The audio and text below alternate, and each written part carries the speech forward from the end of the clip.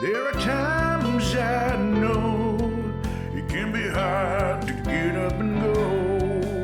You can always count on those beside you.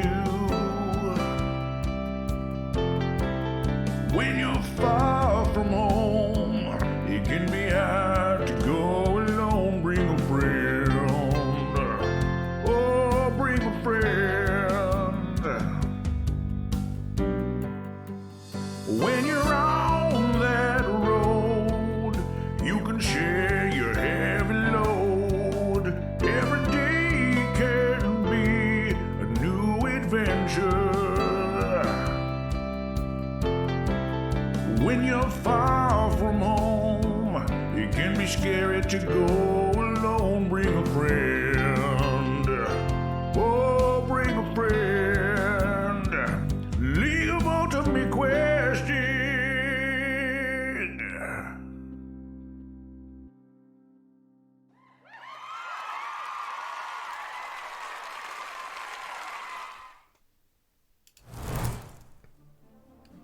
Hey everyone, welcome back to the League of Ultimate Questing. This week we have episode 93, Reinstatement. So hopefully y'all like it. I just caught up on the chat. It's good to see all of you. Thank you for showing up. So quick shout outs to everyone who's chatting. Bwills, Luce, Law, Adrian, let's see, Savedman, first time chatter, Davin. We got Dorky BFF. We got Wolf. All right, all the regulars, and Resh. Well, it's great to see everyone. I hope you're all having a good week. Relatively speaking, my week is pretty good.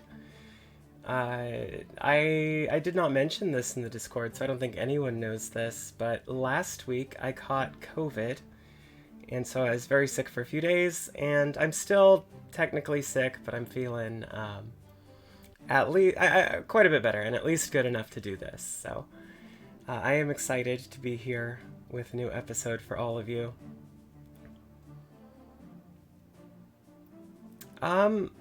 Yeah, so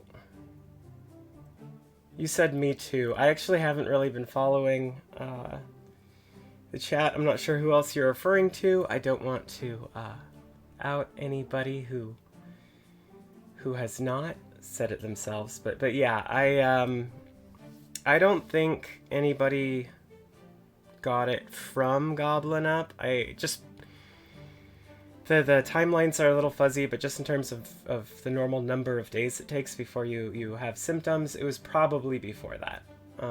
But I did spend a lot of time with the cast leading up to that, and even at that, so. I'm sorry to hear that, Wolf.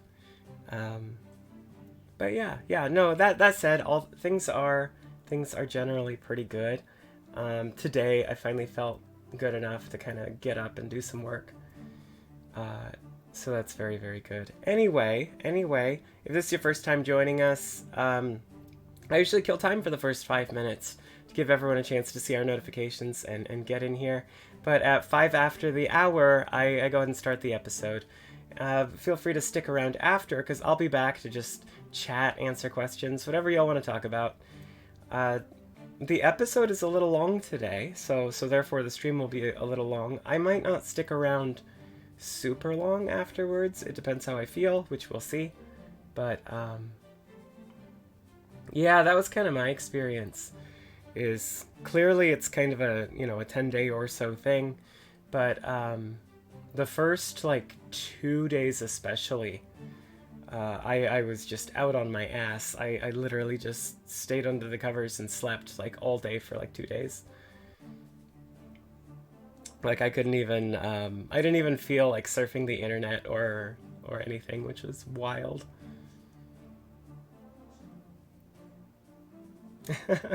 Will this episode be as funny as last week's? I mean, it's not going to be the same. No, this episode moves the story quite a bit. It's not just unfiltered goofs for an hour and 20 minutes from the whole cast. I don't think anything, just in terms of like the density of just jokes and like goofing around, I don't think any episode is going to match last week's, just because it was an entire episode of that. But yeah, that said, I think you're going to like this one. It has a lot going on, actually. And that said, it is the 5 after mark, so I'm going to go ahead and start it, and you can tell me what you think after.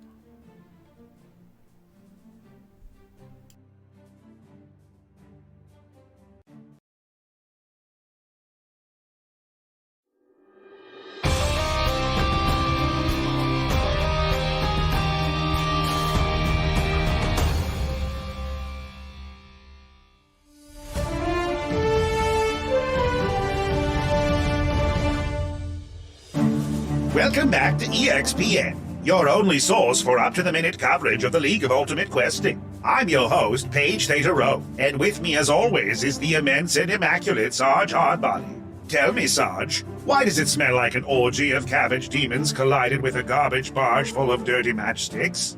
It's Egg Week. All right. No follow-up?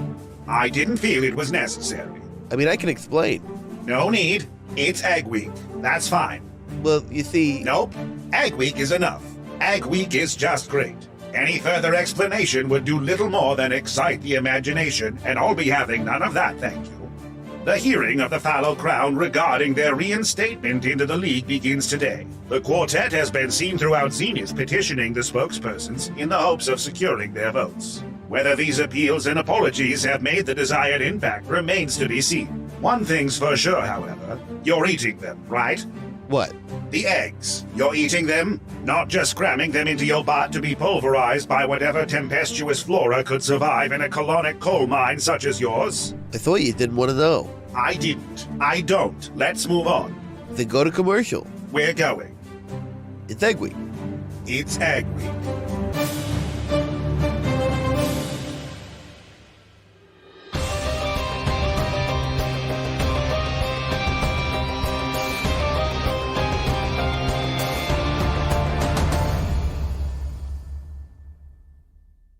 The administrator's chamber is a solemn place. The floors are gold-flecked marble. The chairs, benches, and wainscot walls are all of mahogany with violet upholstery and wallpaper. Above, you are lit by a non-Euclidean Magitech chandelier, which shifts in shape and design to fit the lighting needs of all inside, including spotlights for votes and testimony. The administration enters, shadowed. You hear them moving, shifting, sitting, and waiting. The League of Ultimate Questing v. the Fallow Crown, regarding their reinstatement into the League. Acting Commissioner, Glenn Armistice. The administration has had their opportunity to examine the options and will now cast their vote. The AAA votes nay. Axes for the unified representation of alignment? It is our feeling that the Fallow Crown must answer for their crimes against the balance of the cosmos, and as such, we cannot allow them into the League until they have done so. Aura votes nay. Magical Union of Laborers? Well, I mean, they cause chaos, and chaos means jobs, so that's a yay from us. Of course. The Adventurers Guild, as though I should even ask. I'm sorry, Mr. Armistice, if you're so bothered with the proper procedure of things, maybe you shouldn't be sitting commissioner. Just cast your vote. The Adventurers Guild votes yay.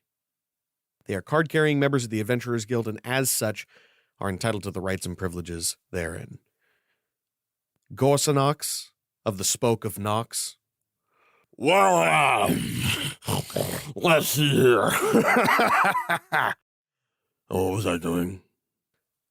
Harsh, stark brutalism slices through the Noxic airspace. Thick slabs of obsidian basalt and malachite are carved into monolithic structures, to interlock at odd, almost impossible angles. The spoke city of Nox cares nothing for the lives of its people. Citizens collect water from fountains and aesthetic features. Food is grown on windowsills or conjured with magic. Nature, at least that of the material plane, is not to be found. In place of trees, there are twisting jade and amethyst spires, which seem to sway in an unseen cosmic breeze. Commerce is carved out of stone, laid wherever it can, wherever it must. In tents, shacks, and caravans cobbled together from what resources can be scrounged or imported. The doorways to enter nearly every structure are at least a foot off the ground, circular in shape and at least 8 feet in diameter. Some structures hang in midair with no clear means of ascension. Some roadways are littered with artistic obstacles, such as gemstone spheres, crystal spikes, reliefs carved into the ground, and interspersed water features. Beyond architecture, there are greater concerns. Some shadows have eyes. Some statues shift when unobserved. Hands outstretch from walls and floors, and at moments, creatures can be seen lurking in the dark spaces.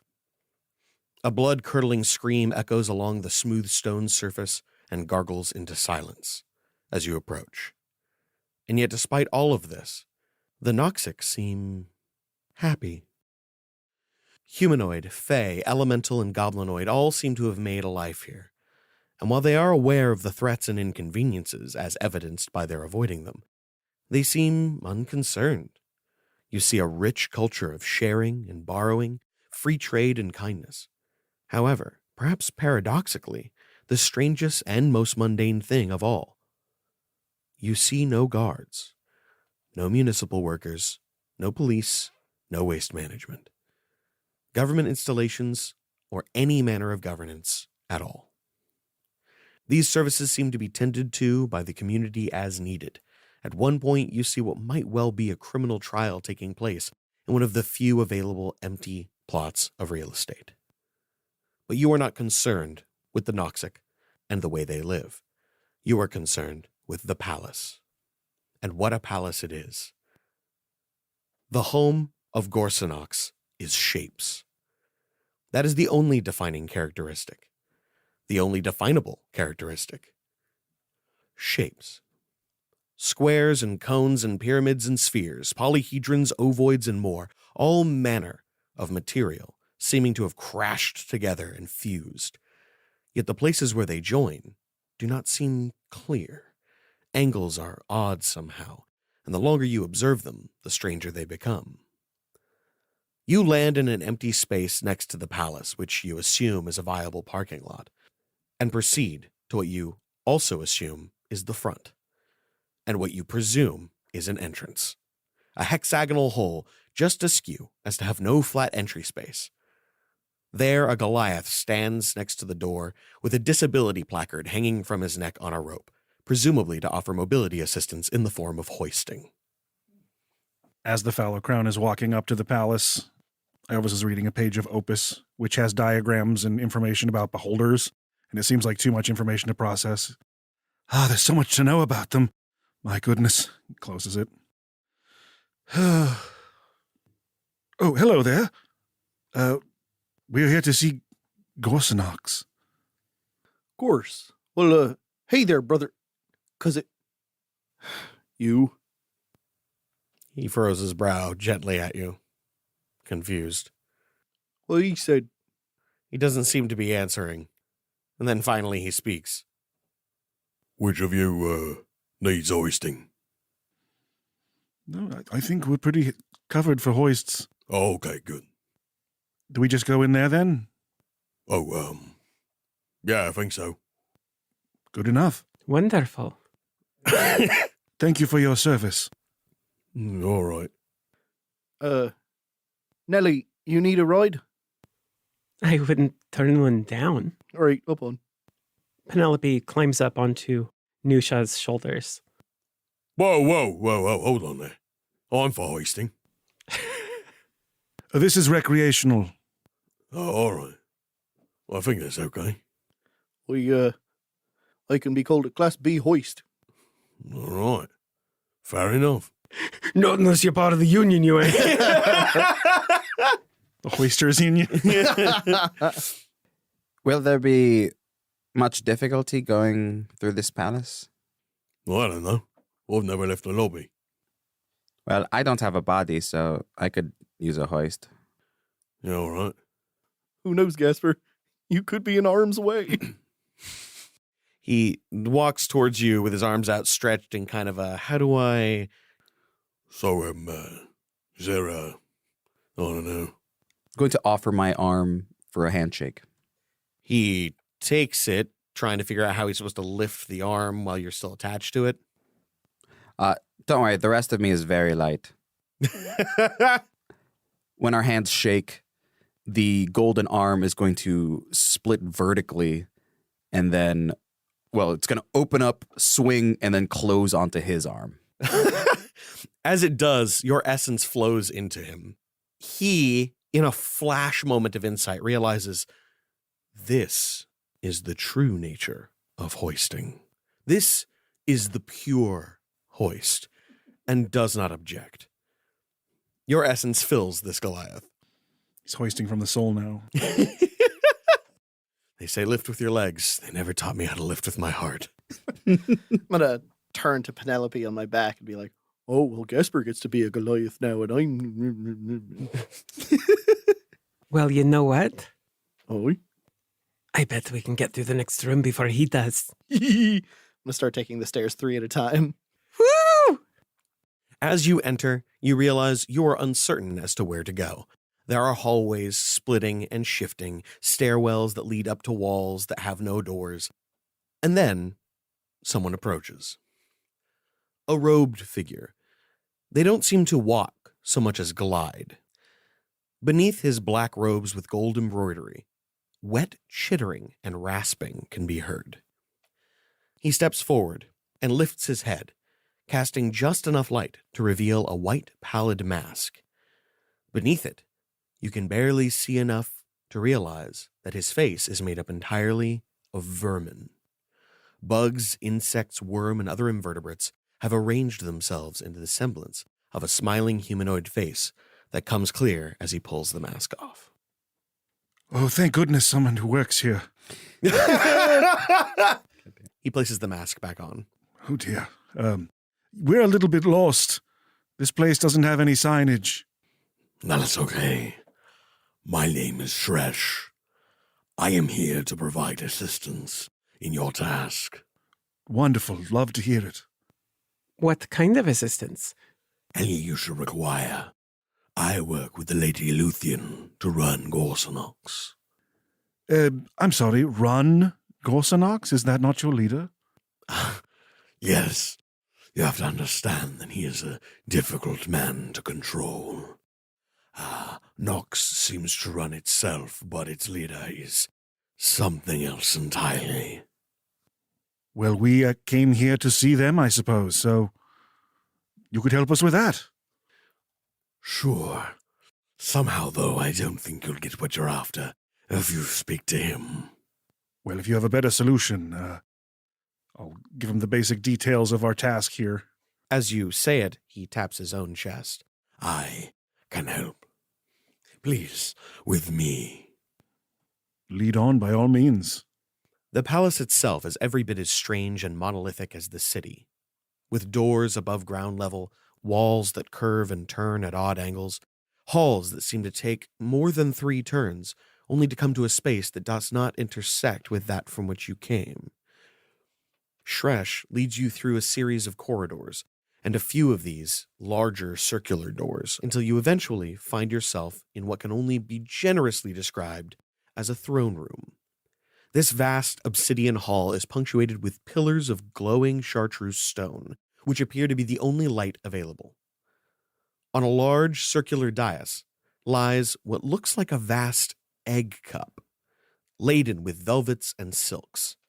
Below this, a simple table of sturdy wood and a few chairs, one of which contains a beautiful, elderly, elven woman in simple, unadorned green velvet dress.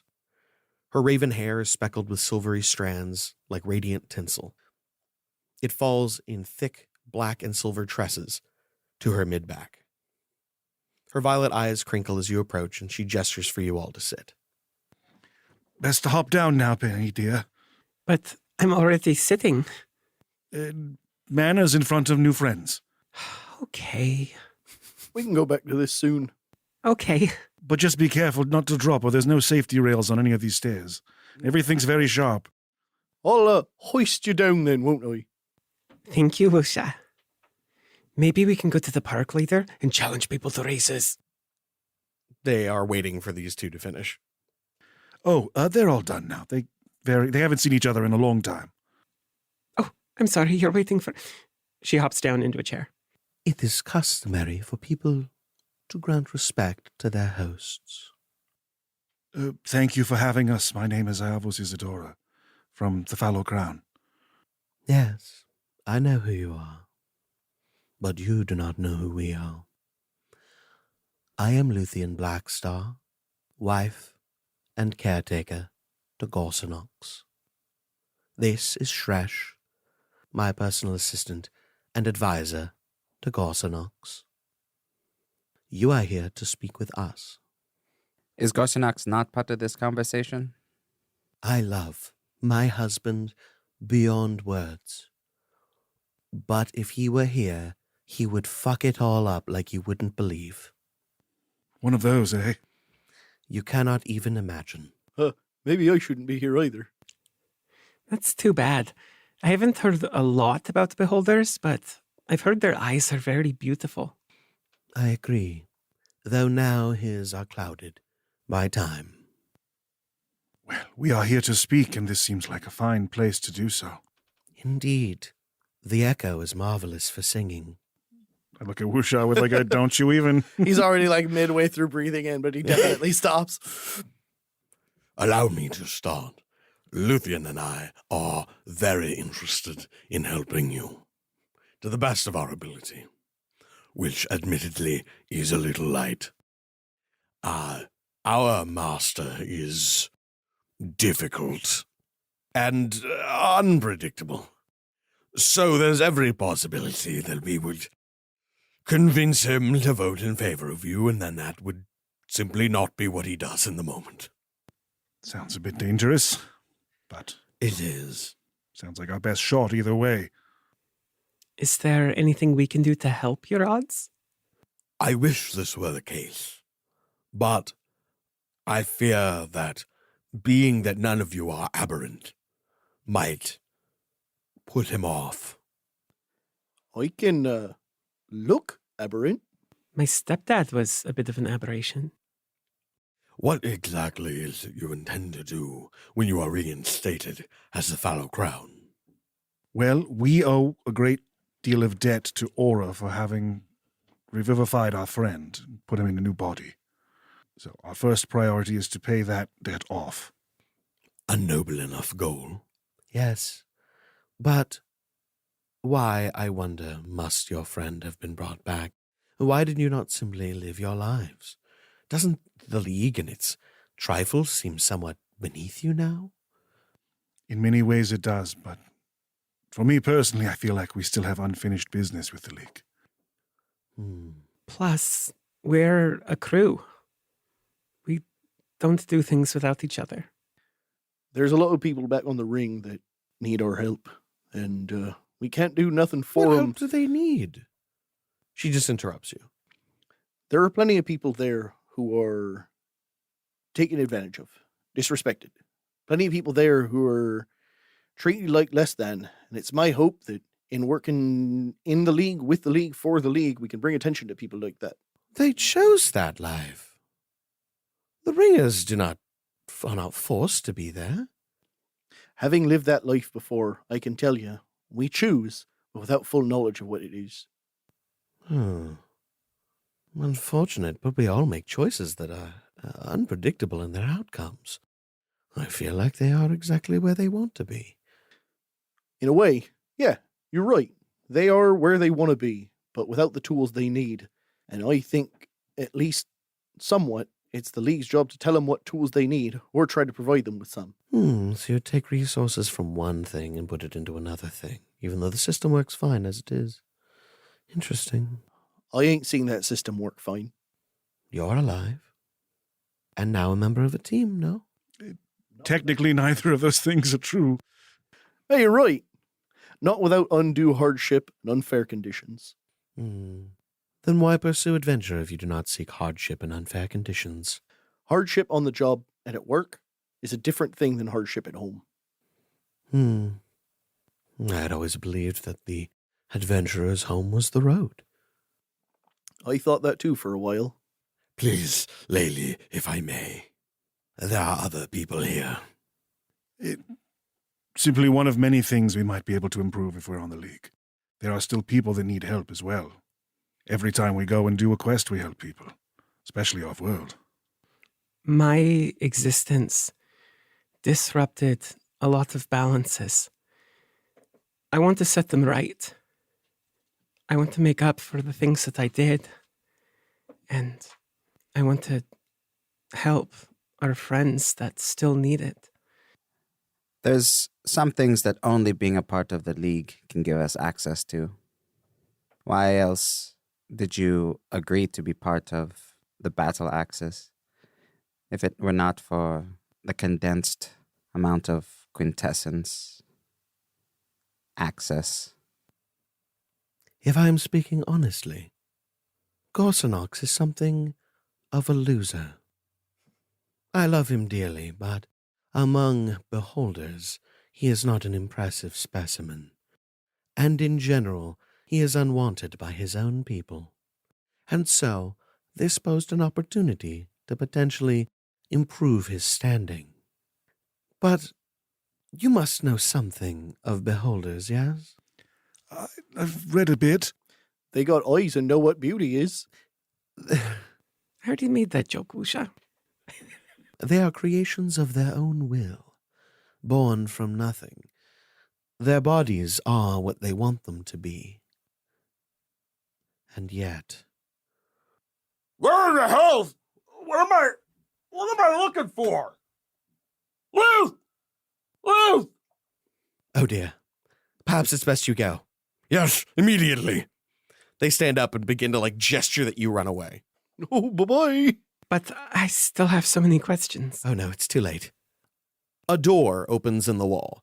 A circle of the wall simply falls inward, and from it enters Gorsanox. You have never seen a fat beholder before. Most of you have never seen a beholder at all. You've also never seen an old beholder before, and yet there he is, Gorsanox.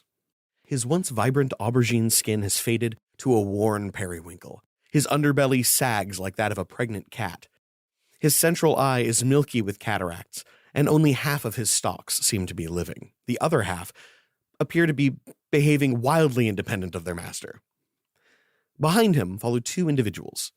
The first is a thin, sickly illithid with acid green skin and one missing eye. He wears no shirt and a simple black skirt. His only other accessory is a large tank of iridescent fluid strapped to his back. Inside that tank is a pulsating, menacing brain. The other companion is also a brain, but rather than a jar and a man, this one moves by way of 4 legs, not unlike those of a lion. Some of you recognize this creature as an intellect devourer, a being that would be perfectly at home here, except for the fact that it seems to be behaving like a dog. It's a big one. The pink wrinkle dog is cute. I believe that's a Weimaraner. So we didn't make it to the exit before Gorthy busted in? Barely did you even stand up before the door opened. Remembering what Shresh said earlier, that none of us are aberrations, Wusha is quickly going to try out one of his new abilities and cast Disguise Self. And by that, I mean the front of his body is going to split like the skin of a ripe fruit to show one giant mouth from forehead to wiener, opening up wide, covered in teeth and suckers with just a bunch of eyes in the middle. Awesome. The Intellect Devourer runs up to you, Iavos, and begins frantically sniffing at Opus. Oh dear. He smells my brain. I want you to roll me Arcana. All right. Well, you do rub it all over everything. 17. You're fairly certain intellect devourers are very intelligent creatures, or at least sentient creatures. Cruel and merciless, yes, but they use bodies like puppets and serve decadent ends. They are willful beings. But this one doesn't seem to be thinking too hard. I think maybe they've inbred their intellect devourers. Back on Eudaimonia, some people do engage in that kind of roleplay. You all hear a voice in your head. Yeah, she pretty much gets it. Penelope reaches down and pets the intellect devourer. Its slimy brain flesh is not unpleasant necessarily if you're into that kind of thing. And as you do, you specifically hear, don't let the big guy know. I don't want to mess up a good gig. Your secret's safe with me. I'm just vibing. Who's a good boy? Yeah, that's it. That's what I'm looking for. More of that. Give him some belly scritches, and I'm good. I'll keep playing with him. Gonna tickle the cortex a little bit. I'll take off the Goliath's disability plaque or whatever sign. Okay, fetch.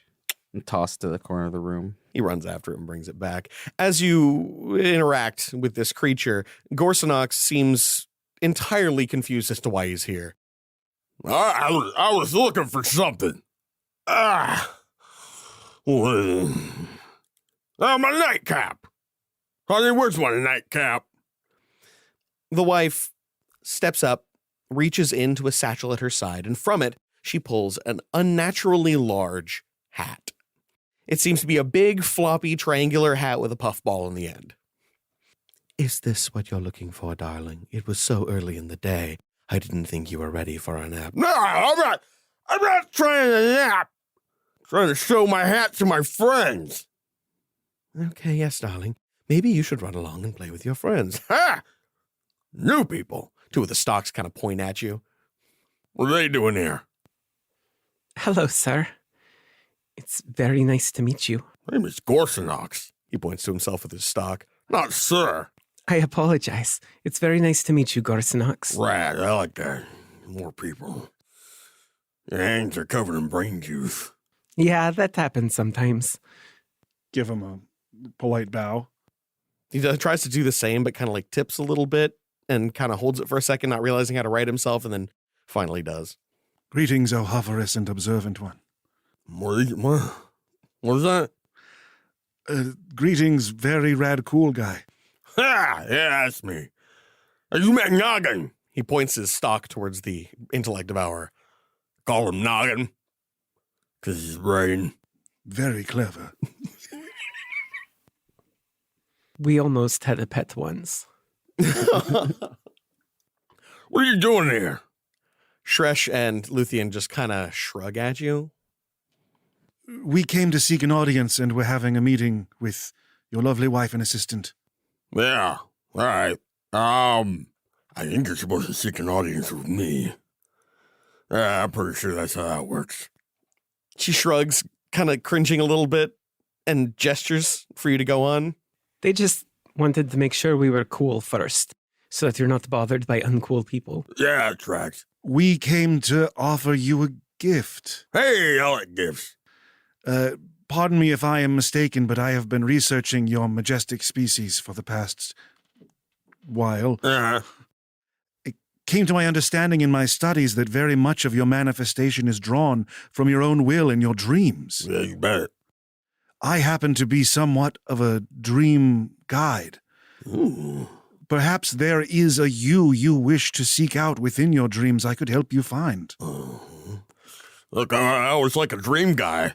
Usually when I dream, it's just like going to the store or something. I don't even need to go to the store. I don't even think I've ever been to a store except in my damn dreams. I'll take a dream. Well, look to his wife.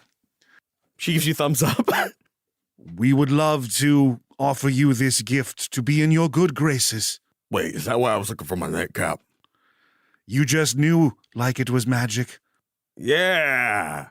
That's why I wanted the nightcap, take a nap. All right. Fuck off, Noggin. Fuck off. The dog just kind of looks back and forth and then just kind of slinks away. Fucks off as best a dog can. Imblat, put your thing, the shooting thing you got, you put that on his head. If he does anything stupid, you paint the wall with his brains. Imblat, the illithid, walks forward, reaches into his skirts, and pulls out what looks like an odd metallic device. And he points it at you with some kind of malicious intent. Gulp. The wiener pistol. Well, I've leaned over to the fellow crown. I mean, I know how to do this, but I've never actually done this for something like this. Let's give it our best, shall we? All right. You've got this. Well, when I picture Beholder with the big nightcap, I can't help but think of the honk shoes. The me-me-me-me-me's. That's fair. My intent is to guide Gorsanox through their own dreams to find a better version of themselves. I like it.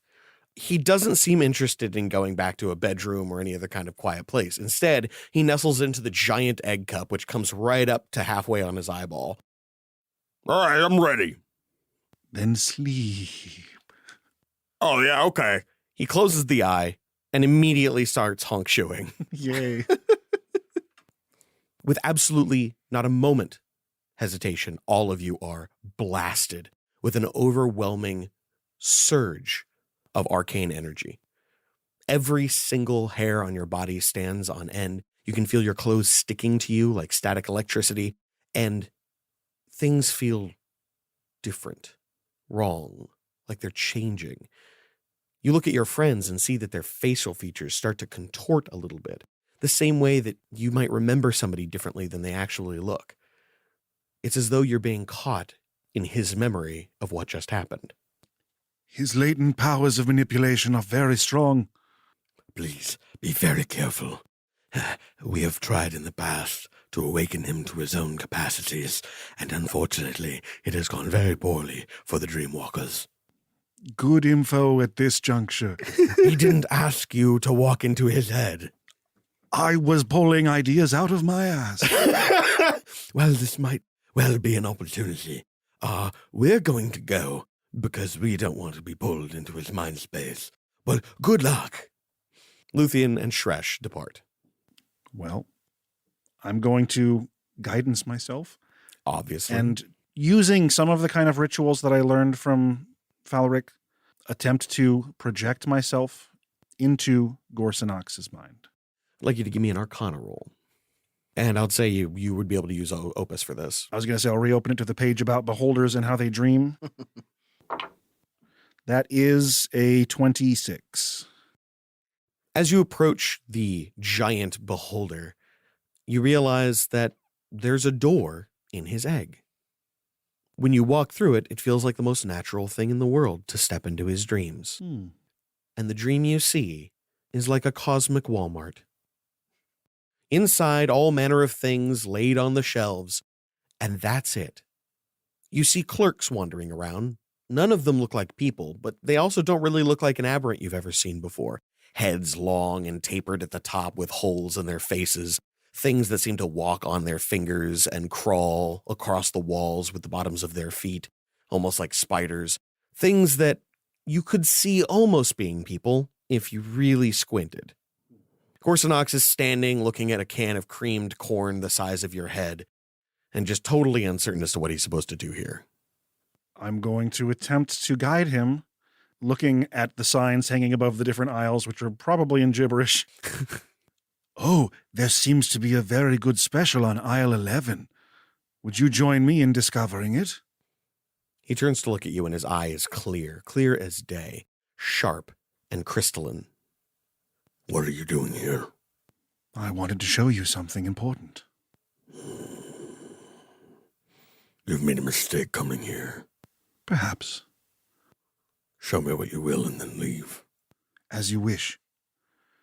We'll go past the yard furniture, past the hardware section, past the clearance aisle, to the section where they sell mirrors. Aisles and aisles of mirrors, all facing inward. And I say, why, look at this. Look at this clear-eyed, strapping, cunning intellectual monster. Brilliant. What a sight to behold. He squints his eye, almost in pain, and then turns and opens it. Oh no. What have you done? And suddenly, you find yourself forced out of his mind. Not out of a door, but almost out of your own head into your body, like you're folding in on yourself. The impact is overwhelming, and you are knocked back several feet. Gorsanox wakes up in a panic. No! No!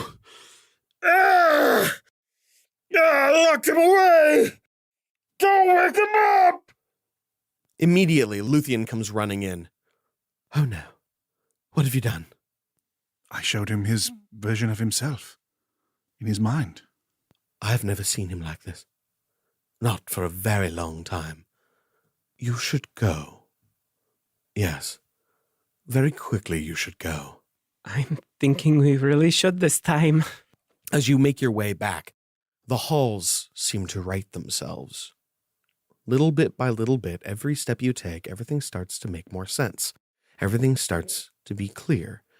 Doors lead to places, stairs lead to hallways. Everything starts to fall in order. You find your way out without any issue and begin to take off. And as you do so, the chorus of screams from Nox grows as the angles that are odd and wrong right themselves, and the place that you call Nox becomes what it should always have been. You stand before the administration, and you hear a familiar voice. It is the opinion of the spokesperson of Nox that these individuals are a threat to the League of Ultimate Questing, and I vote nay.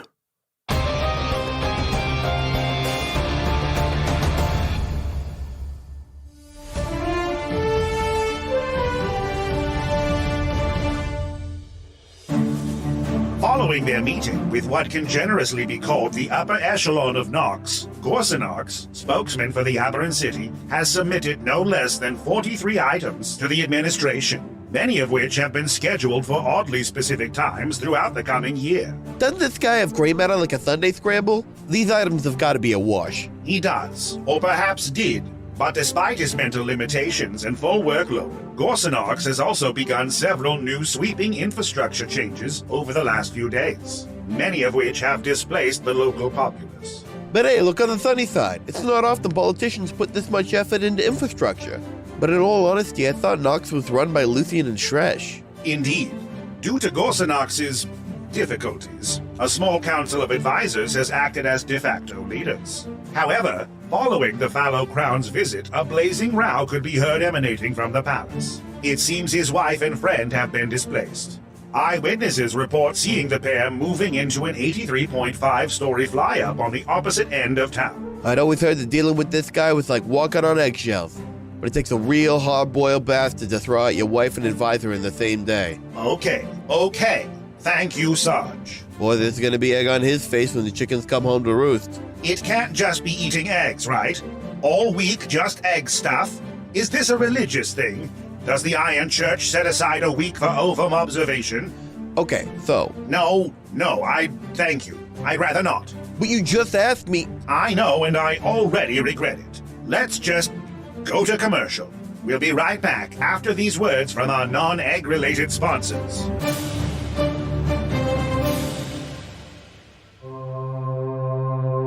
We're about to witness a planar phenomenon, a keyhole between worlds that only marketing can penetrate. Join me as we glimpse into the adverse.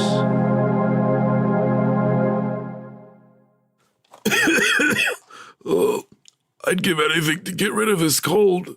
Did you say anything? What would you say if I told you I had a program in place that could completely cure you of the cold by morning? That sounds vague. Hi, I'm Dr. Rez, and using my new state-of-the-art Rez technology, I can cure your body of any and all diseases. It's as simple as this. First, send me your symptoms and your address, as well as 1,000 gold drags. I analyze your symptoms and make a specialty plan tailored to your needs. That evening, I send a trained assassin into your home to murder you in your sleep. The next morning, our crack team of corpse collectors will get you on the res wagon and take you to our headquarters, where your body will be bombarded by radiant magic, ripping your soul from the afterlife and returning you to your former husk. Your new resurrected body will be just like new. Horrible psychological damages from being ripped out of the afterlife unwanted, but germ and disease free. My state-of-the-art method can save the day for all kinds of problems. Rashes, headaches, ancient curses, bad haircuts, binder's plague, skipping work, black lung, and expedited marital issue resolution. Don't wait, call me, Dr. Rez, today. Starting over feels great.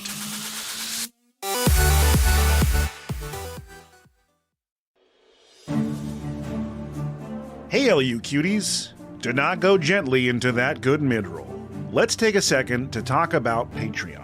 I know I've been chin-wagging about it often enough in the mid-roll, but sometimes I fail to impress how vital it is to the existence of the show. It's quite literally all the return we get for all the work we put into the show, aside from the kind words and support from our community, which do mean the world to us. Without it, we can't pay our actors, we can't afford to host our website and our library of episodes, we can't afford new equipment to make content, and so much more. I really hate coming to you jingling a cup of coins, but we've seen a lot of rise and fall in our Patreon this year, and we just want to know what we can do to make it worthwhile for you. If the content of the episodes doesn't feel like enough for the investment, or the D&D bonus content like maps and magic items for DMs that we put on the Patreon, our LUQ form fillable character sheets, or bonus episodes and music, just let us know what we can do to make it better. We want you to feel good about your investment, and we don't want to let you down. And a huge, huge thank you to those who've kept your support going over the years. You're amazing.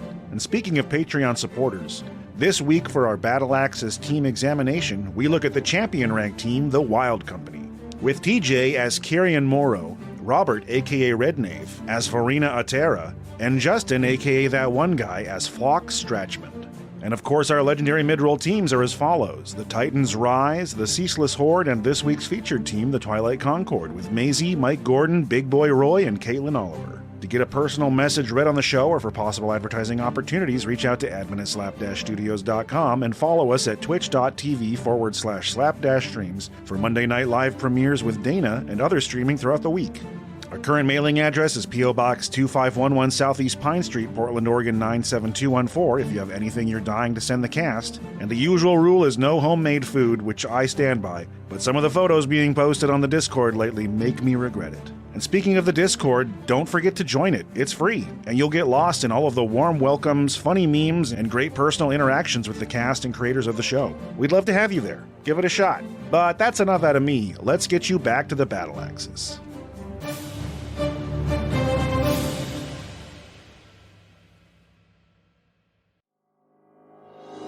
You were born to toil in a vessel of mortal flesh and blood.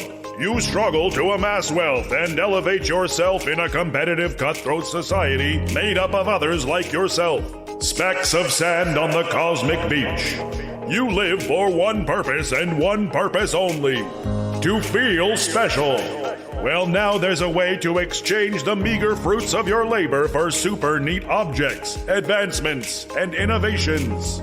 All while maintaining your busy, soulless schedule on your road to an early grave. But where can such wonders be obtained? Why, from the gods themselves, of course. Have you heard of fire? It cooks, it kills, it cremates and consumes crops. How about medicine? Who needs a fountain of youth when you can drink purple grape syrup to help fix your cough? You want to kill your fellow mortals faster and easier than ever? We've got spears, slings, sharp sticks, stone axes, and even poison. Let us steal from the gods for you today with new Go Metheus Express Divinity Shopping. You can afford not to acquire these coveted tools of a higher power. Your society depends on it. Don't get tied down with stress and consumed by a bird, I mean jealousy. That's our job. Be a pro and go Metheus today.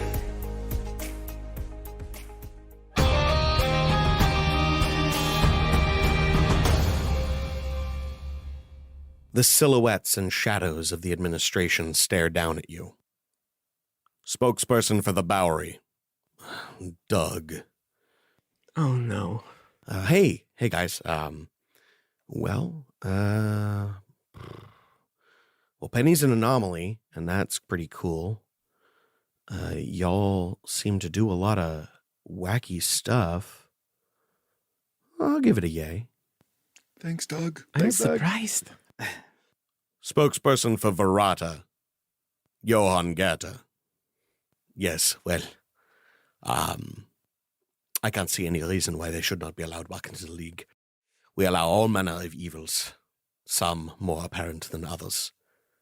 So I vote yea. Spokesperson for Kinuant. Gilder of the Broken Court. Below, the verdure of Kinuant has begun to return. While it is not what it once was, it is recovering. Where once great oaks, like skyscrapers, towered over lush forests, now stand young glades of greenwood, home to tentative wildlife. The people are recovered as well. Camps have been erected where work must be done. But what you see are not the hoi polloi of your typical sylvan glade. Instead, elder, greater, and outer fae, whose souls could endure the assault of the Darkwood, labor to facilitate the birth of new life, sowing mushroom circles, erecting cairns, burning crops and game, and even themselves in sacrifice. But these vistas of new life are tainted, for throughout the fields and glades of Kinuant, crypts and mass graves and barrows and other monuments to the dead can be seen and found in abundance. And though life presses on, the eternal spring of Kinuant has given way to a winter, and these dark places are now home not only to fae, but to creatures of shadow. You land at a familiar dock where great boulders lie inanimate, now carven with runes of peace. However, as you begin your walk toward Aheshka, small stones and gravel around you spring to life. Before your eyes, vaguely, and I do mean vaguely, humanoid shapes cobble themselves together from the surrounding rocks. One of these creatures seems to be having a problem. The stone which makes up his chest is quivering, as though it is under tremendous pressure. The creature frantically scans the surroundings, saying, "I need something bigger! I need something bigger! By the great tree, I need something bigger!" They find a bigger rock and slam it into their chest. The smaller rock fires off as if the force of the pressure was too great, and their body rearranges itself to accommodate the new stone. The smaller stones begin to shake periodically, as though they too must soon be replaced. You continue on the path, passing graveyards and crypts, around which shadowkin can be seen. Black shrouds with white masks pulled in rictus grins and somber means peer from the shadows. Feather-cloaked witches with beaked masks walk stilted on all fours through flourishing bogs. Pale humanoid shapes, too long by far, as though stretched to extremis, judder and shake as they press their faces close to you in detailed examination. Living blue flames radiate cold as they float over the charred remains of a willow grove. Grubs, the size of melons, crawl across the ground, their needle-like feet dripping with ink, which etches strange prose wherever they walk. Great mouths with 2 human teeth and tongues open on the ground to sing shanty songs in gibberish, or perhaps a language long forgotten that only the shadows still recall. As they finish their chorus, they smack and lick their lips in hungry anticipation. And as you reach the end of the path, you find a congregation of hollow, sitting in awe of a roadside prophet, whose every inch of flesh is plastered with sheets of paper, on each a suicide note of a life long ended. His words, a prayer of peace for those lost. Life has returned to the great tree of Aheshka.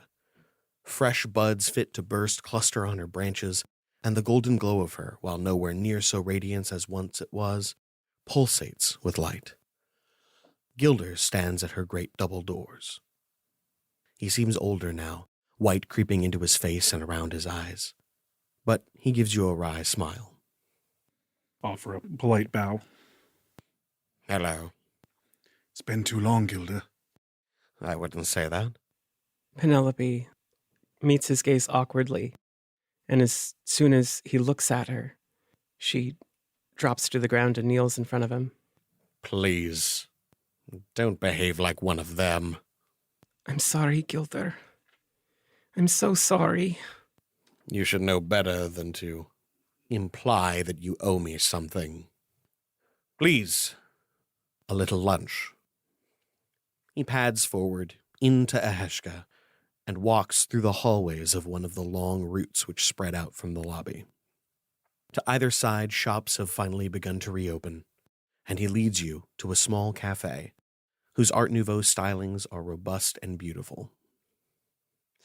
He sits on a large pad on what looks like a wide stool, with seats all around the table for the rest of you. Taking a seat, Penelope speaks. So you're not furious with me? If there were no consequence, I would kill the four of you where you sit. But, am I furious? No. I don't feel much about you at all anymore. We have had our recovery. We are doing better now. And you, in truth, seem to be suffering enough. I'm glad we're cool. We are not cool. Damn. Nothing is cool. But I'm not going to kill you, which should be enough. I'll take that. But you're here for something, yes? You wouldn't just walk into Kinuan, knowing that all these creatures all around you probably wish you ill. Yeah. We were hoping to speak with you about the upcoming trial. You don't say. You weren't sure you already knew that. You'd be correct. What would you like to speak about? I suppose my first question would be if you've yet reached your decision. A Fae does not decide until the moment of decision. But I'd say I'm definitely leaning one way. Is there anything I could do or offer you to make the odds more likely to fall in our favor? You are a threat, fair farthing. A threat. Do you understand that? It's actually Isadora now. I'm sure it is. But your adoptive status notwithstanding, you are still a threat. For me to allow you to be here on this beautiful Magitech satellite amidst these burgeoning and slowly recollecting peoples, I would have to be insane. I have no assurance that you are not still bound by darker things. And I have no assurance that you would not turn on us the second you had an opportunity. Thank you for sharing your opinion, as close to the floor as it may be. I am not a liar, and I do not hide the truth like some Fae. I don't treat it like a nut to be squirreled away. It is a truth, and it should be known. And the truth is, I do not like any of you anymore. I have a slightly more positive attitude towards your reincarnated friend, however. He is an untouched Fae creature, still bursting with possibilities, even if the spirit that inhabits him is the same. I can guarantee you, Catman, I ain't the same. There's a whole new whoosh in here, and this one knows how to learn a lesson forever. I ain't need nothing of yours, except your vote of yes. Then we can be out your hair for the rest of time, till the seas boil over and ain't no more. As you speak to him, you find you don't want to lie. You find that his eyes kind of bore into you, and there's a sense of power that emanates from him, a sense that you never had before. You're not certain if this is a side effect of your new body, or simply an awareness of the threat he poses. My offer, as it were, is simple in its telling. We leave you well enough alone. You leave us well enough alone. I don't see any of us having business to do this place any longer. And were we in the League, were we part of it, were we a team, it would be easier to establish rules and Oldens, making sure we bother you no longer. Oh, wow, the word of a mortal. Hold on while I try to cope with the truth pouring from your mouths. I'm certain you speak with honesty. Nothing binds you, nothing keeping you, I don't know, in service to a greater power. And of course, everything you say must be honest, because you're just a small, humble creature. Perform as you like, Catman. I'm not here to impress you. No, that's exactly what you're here for. You're here to impress upon me that you are not simply a wolf in sheep's clothing. And frankly, your words, though moving, are not compelling. Nothing binds you to them. But that, my former friends, is exactly what I propose. Perhaps you could just swear an oath and that would be enough, but I don't think so. I think it's important that the well-being of this place be tied to yours. I propose that you drink the sap of the Wild Heart. Bind yourselves in service and protection to the Fae and her borders, and I would cast a vote in your favor. That's a big ask, Gilder. As is letting you stay here. Sidebar with the team, Catman. Wusha, huddling and taking the team aside, is noticeably a different being on top of being shifted and changed physically. The smell that once clung to him constantly, that half-rotted fish smell, does not waft off of him being this close to him. I got to tell you straight. I do not want to do this. I don't like this place. I don't like the people what are in it. And it's taken too much from me and too much from all of us. However, should you decide that this is the wise thing to do, this is the direction we need go, then I ain't going to hold you back and I'll join you. What does this even entail? Drinking the sap of the Wild Heart. Yaphos, Nelly, you know? I don't see how we could possibly agree to that. It's just an allegiance, right? It would bind us to them. It would come with gifts, but also with responsibilities. You might even look at them as curses. We would not be able to bring harm to good Fae. We would not be able to refuse aid to any Fae. Well, aid within reason, I suppose, but you know how words are. It's a lot to ask. If I'm to speak candidly, Gasper, seems like you just got out of this exact shit deal. Jumping back in with both feet sounds like a mistake to me. It's not ideal. If it goes as deep as you say, then there's no way that we can take it. I wouldn't do that to my friends, and I still have bad memories of this place. Yaphos? I cannot. Not like this. We cannot be bound to this place with the plans we have. We've already made promises we must keep. And I respect that Gilda does not trust us or Penny. She carries the burden of that which destroyed this world, nearly. It just saddens me that he doesn't trust this version, but he did trust the one before, and it was more of a threat. We sound decided then. I assume he can hear me saying this. I figure he listens to us at all points. And while you all may not care for Kinuit that much for whatever reason, I find it a beautiful place.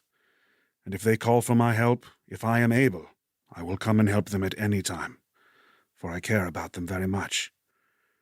But it will be on my terms. I cannot be held to it, regardless of what the future holds. I say, kind of looking in Gilder's direction.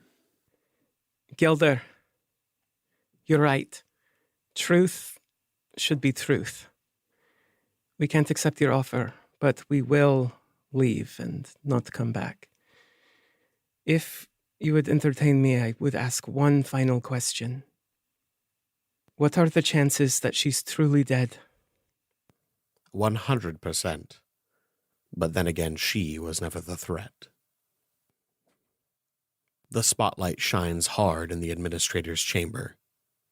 Gilder purrs gently to himself. I abstain. You can't abstain. This is a supermajority vote. I believe I am entitled to abstain until the end of the voting cycle. I'd like to hear what the others have to say. Fine. Fine. Tonatiwa of Mitlan, how do you vote? For consorting with the evil of the devil and for other nasty behavior, I vote nay. You dog. Which brings us to Akrataria. Abscissa? Akrataria is not able. For all of the splendor and wonder of that faraway place, at the center of all things, it is not a place of consistency. Abscissa Vinculum, however, demands perfection, and perfection has no room for chaos. The city below you is as close to perfect as any city could be. Industrial centers isolated and powered locally through clean arcane energy. Residential areas are never far from essential commercial services and municipal. Every element of Akrataria is mathematically precise and aesthetically consistent.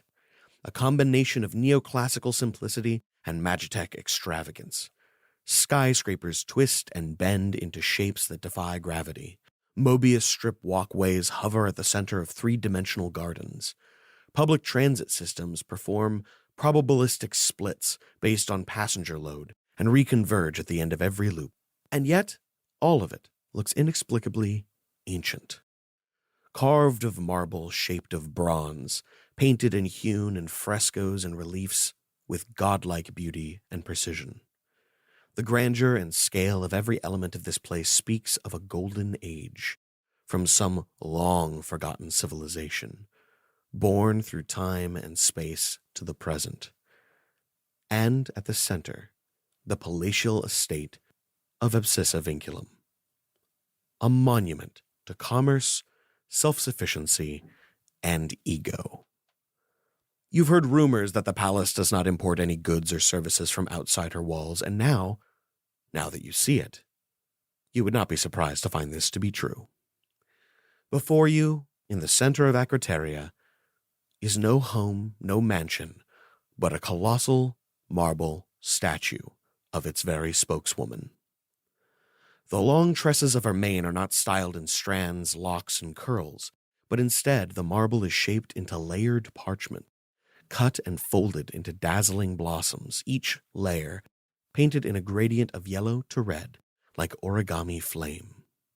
It's said that any time she changes her hair, the stone is reworked and repainted to match. The same likely could not be said of her clothes, for the woman depicted before you wears none at all.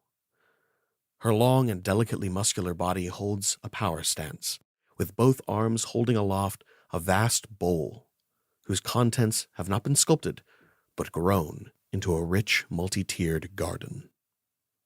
Water pours from the open archways around its circumference, vines drip from the rim, and big, bright fruits can be seen even from this distance. As you approach her feet, where all supplicants must enter, the air slows, and you catch and name the scent of jasmine and elderberry, which has puzzled you since you entered her airspace. The Aetherport lies in front of the Colossus, and even this utilitarian place is replete with marble statues and grapevines and olive trees. Penny, as you move through this space, you can't help but wonder if its design was based off of your home. This all looks strangely familiar. Wish I had better memories of your home. It was nice when it was nice, but boy, when it turned tail, went bad for old me. I'm sorry you didn't get to live with us when I grew up there. I'm surprised I was gone as long as I was. When you were sinking into the dark place that I experienced, everything sort of loses its meaning. Well, sometimes you must seek answers in the bottom of a bottle. Fuck you. You know, that was a real deep bottle. The entrances to the palace are at the arches of her feet. The left, a service entrance and shipping and receiving depot. The right, a lobby for supplicants. As you approach, you realize that the staff are not Abelite, or at least not the same race as Absissa. They seem to be all manner of races, some you've never seen before. The only Abelite you see is walking directly towards you. A tall, muscular man with gray skin and a nearly bald head. What hair you do see is actually short strips of paper, shorn to nothing on the sides and just a small bit on the top. He wears fitted robes of overlapping linens and silks whose layers create a simple but elegant latticework. Supplicants to Madame Victim, I trust. Yes, we would very much love to see her. Excellent. Please, with me. You are led to a bronze elevator, not unlike a filigree bird cage. The steward places a key into a mechanism, and the elevator zips up. You pass floor after floor of residences, shopping centers, professional and commercial services, maintenance and municipal functions, everything a fortress could need to be self-sustained. And finally, after a mere moments, you come to your destination. The doors open to the interior of the Colossus's face. Behind you is a Victorian-style manse, with a dozen floors, circular towers, and spires throughout. This is no doubt the home of Absissa herself. Between the face and the home is an expanse of garden, laid out not unlike a museum with displays of ancient artifacts, works of art, statuary, and even, in places, living creatures in lavish accommodation. The steward ushers you not towards the home, but to a large spiral stair, which leads up to a luxurious observation deck at eye level of the structure. The climb is long and exhausting, but when you arrive, your breath is stolen for another reason. The woman in front of you wears a style similar to her aide, only significantly more, with multiple patterns of overlapping fabric twisting and shifting and blending down the center of her low-cut dress. Along the sides, her creamy caramel skin is exposed with the fabric only joining briefly at the hip. Muscles in her thighs flex and roll and relax in predatory grace as she turns to you, her paper hair whispering gently against itself. Her eyes are twin fractal flames whose geometry pumps and breathes with her pupils. The illusion of their light burns into you. Ha! The fallow crown. Marvelous. I thought I would never get to meet you. Absissa, it is an honor to be here. Your domain is breathtaking. The public transportation, the crown jewel. Yes, we do put quite a bit of effort into our transport. It is, after all, logistics on which any civilization lives or dies. It shows compassion for the lowest, or it is a way to equalize all. I appreciate it. Wow. They never said that you were thoughtful in your words. I find that I am usually very thoughtful. I just don't want to give it to others. I was fully expecting you to enter here and, I don't know, tell me off. Have some kind of high-minded moral argument as to why I'm corrupt or vile. I don't think I saw a single instance of abuse. No, you wouldn't. One of the problems with Abel as a whole is their willingness to just exploit people. People don't work well when they're being exploited. Give them what they need, or at least what they think they need, and they'll just do what you want. Then consider me exploited. I like that. I like you. I'm sad we haven't met sooner. Wusha's going to lean over to Penny and Iavos and whisper kind of quietly, "Is there something wrong with her? I ain't never met anybody who looked at Gaspar and said immediately, I like you." But at least this good first impression comes at a good time. Or good timing. Indeed, I'm very excited. I think this is going to go very well. Then straight on to business then. Absolutely. Officially, we would like your vote to be reinstated into the LUQ. You have it. Easy. You know what else I'll do? I will give you a 105-foot sun sloop. You can just have that. You can also have an acrotarian manse in our finest quarter. Okay, Wusha, I think there is something wrong with her.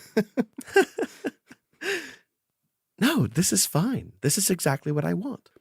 And all I ask in exchange is that you sign a 2-year flux contract, granting me your team's administrative rights. Wish I was going to put his hand up. Ma'am, where I come from and where you come from, the flux means 2 different things. Do we have to have the flux that whole 2 years? Gaspar, would you like to explain?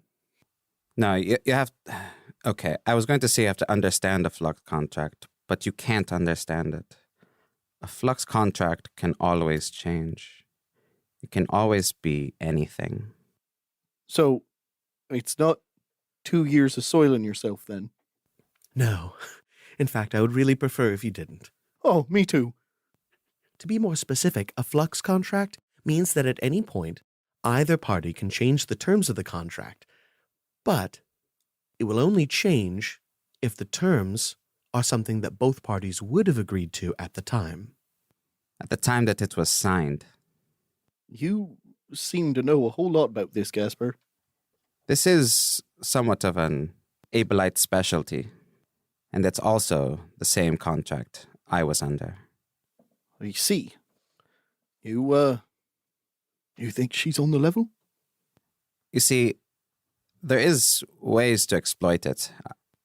Usually, it benefits the one who is least desperate. In my case, I was desperate to get out. I was willing to do anything. And that's exactly what I did. I'm not going to do what a lot of people in my position would do. I'm not going to tell you that you should absolutely sign it, and I will never take advantage of it. I absolutely will, and I can assure you that is going to happen. But the question is whether you have a choice, and whether you think I'm going to use it to your detriment, or to both of our mutual benefit. It's up to you. But this is a group contract, yes? Yes. So it'd have to be something our whole team was willing. You should know better than that. Each of you can have articles, appendices, additions. If one of you might be willing to agree to something, but the other one isn't, then suddenly the situation changes. Again, I want to be transparent here because I want our business relationship to be fruitful, beneficial for all parties, and I would never want us to think, oh, I wish I had never signed that. So you're saying that you're not willing to put us in a situation that would make us unhappy?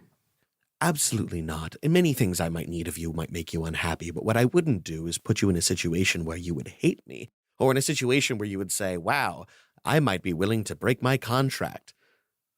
And I do want to be very clear. I'm already willing to offer a contract to a contract breaker. So the contract can be broken. You have case in point of that right here. And she gestures to Gaspar. I guess I didn't quite realize. What were the consequences, Gaspar? What you see here is just the beginning of it. I haven't even found out what the worst is. And if it were not me making a deal with this golden arm and anchoring myself, worst case scenario, I would have been disassembled cosmically. Perhaps even your memory of me. People have lost worse than their existence. But here I am, ready to forgive that, even if that makes me a social pariah among my people. Nice talking, lady. May we have a moment to chat? Of course. Okay, good. If we were to take off the boat and the house, would that lower the timeline of the contract at all? No. See, those are part of something I offer to all of my teams. It's just a standard offering. And if we fuse the boat and the house together, we'll get back to that. And just so I'm very clear with you, if you do not accept this deal, and you do succeed in the vote, you will be without an administrator. The commissioner cannot take you. The current commissioner certainly wouldn't, and not a single other administrator has open championship slots. But you see, I thought ahead. If we agreed to this, would you be willing to do everything in your power to help the commissioner? Ooh. Helping the person who could potentially damage my newfound team? I don't know. He might try to find a way to weasel out of the situation and take you back under his wing, and I don't know if I could do that. Only if you could agree not to let him. For the 2-year period. For the 2-year period. I've signed on to slippery ear captains for longer times, and I've already paid the highest price I could. I could agree, as long as the crew thinks it's best. This is your world, Gaspar. What do you think? Agreements like these, when done in good faith, tend to be some of the most fruitful. We should ask ourselves, are we desperate? It sounds like we're able to make minor addendums as needed, outside of the overarching implication of serving this person for 2 years in the fashion they see best as our league representative. And the desperation from our side comes from the implication that we couldn't live without being on the league. Yes. And I don't know if that's true. I don't think we owe that much to the commissioner. We saw some of the things that he was getting up to and involving us in, not letting us know about what was right and wrong. To be clear, I'm more indebted to Rain for having taught us so much and looking out for us, but she was a puppet to him. She ignored the warning signs. If we have an addendum that if we choose to leave the league, the contract ends, then that seems absolutely suitable. Absolutely not. That's the whole point of a 2-year contract. The idea that you would suddenly decide to leave the league, that means you could leave the league at any point, and then the contract would end and you could join back into it. Now, I'm not telling you this because, well, I'm concerned that you might do that. I'm telling you this so that you know exactly what these contracts entail. This is an example of something that you wouldn't be able to do on the fly. And how do these contracts work if someone... This is a hypothetical example. We're under the influence of magic. Are you under the influence of magic now? No, my thoughts are racing. Then no matter what you did later, unless you would have agreed to it now, it won't happen. I only ever been desperate twice in my life, and you 3 yanked me out of it 2 times whole. I'm willing to sign. Our administrator's in jail. The commissioner's not the commissioner anymore. We don't have a home. We're not members of the league. We have nothing on Zenith. We either take this contract or we find a new life for ourselves. That, my friend, is exactly the kind of thing you don't want to say out loud. Well, rest assured, if our peace of mind and comfort is important to what we would agree to in signing a contract like this, know that I am at peace. I do not feel pulled in 2 directions at all. This does seem like the best path right now, though, for what we need to accomplish. If you all feel level-headed about it, then I do too. Gaspar looks out the window to admire Absissa's domain once more. This is what she's capable of. With this kind of contract, in bad faith, you would be trying to outsmart this. In good faith, this is what we as a team could become. I want to take this contract. Good faith has often been a strength of ours. Let's do it. And I don't want to, but I'm very willing to. Handshake, blood sign, what do we do? Paper. All right. She reaches into the tresses of her hair and pulls free a sheet that seems to will itself off. She sets it down on a table, and as she does, a contract appears. The words seem to shift every so many seconds. They seem to change a little bit, but never terribly harshly, just minor shifts. As you sign, I would like each of you to roll me a wisdom saving throw. This wisdom saving throw will be your resistance against any changes made to this contract. I've just got slightly better at those. Oh, yes. Come on, brand new Fennec and Fox dice. I was just thinking the same thing, and it done me good. Ooh. Whoa! Mine got that dead starfish energy in him. Iavos. 26. Penny. Natural 20. Oh, goddamn. Total? 20. Wusha? Wushak gets a big bad 19. Gaspar? 15. I will not tell you what Abscissa got. As the ink dries, you see the words 2 years. And suddenly, it changes to 3. On behalf of Acriteria, I vote yay, enthusiastically. Enough stalling, Gilder. It's your vote. You hear a long, drawn silence. On behalf of the broken court, I vote yay. Excellent. Well, if there's no further business, I hereby... Sorry I'm so late, everyone. My ship was stalled by customs. Apparently Zenith can't be too careful in these trying times.